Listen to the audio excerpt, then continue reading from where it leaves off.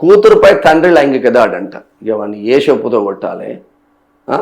గజ్వేల్ పట్టణంలో ఘటన, నిందితుడి అరెస్టు, రిమాండ్కి తరలింపు. వీడు మనిషా దున్నపోతా? వీడు ఏం మనిషిరా? సొంత కూతురు పైన చేస్తారు ఎవడన్నా?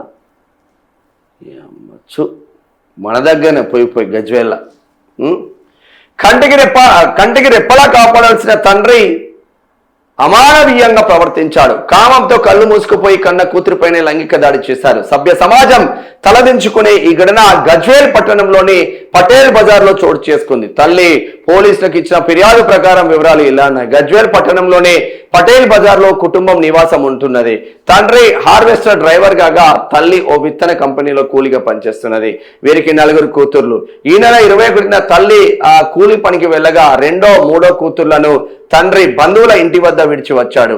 మధ్యాహ్నం మద్యం మత్తులో ఇంటికి వచ్చిన తండ్రి 4వ తరగతి చదువుతున్న చిన్న కూతురుకు రూపాయి ఇచ్చి చాక్లెట్ కొనుక్కోమని పంపించాడు.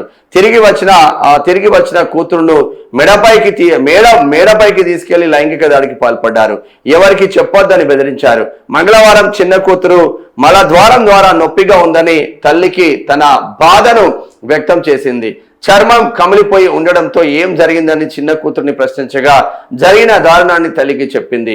తల్లి వెంటనే అక్క సాయంతో డయల్ 100 నంబర్కి ఫోన్ చేసి పోలీసులకు ఫిర్యాదు చేసింది. సమాచారం అందుకున్న పోలీసులు ఇంటికి వచ్చి రాతపూర్వకంగా ఫిర్యాదును స్వీకరించి నిందితుడిని అదుపులోకి తీసుకున్నారు.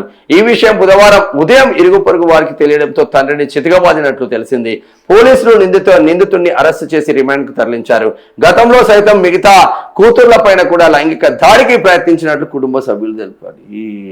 ఈ మనిషిరా, ఇటువంటి అప్పుడు కఠిన చర్యలు ఉండాలనే. సొంత బిడ్డల పైన తండ్రి అఘాయిత్యం చేస్తే ఎవడికి చెప్పుకోవాలి? పోతాడు, 4 రోజులు జైలు ఉంటాడు, మళ్ళీ బయటకు వస్తాడు. ఏడున్నాయి శిక్షలు వానికి?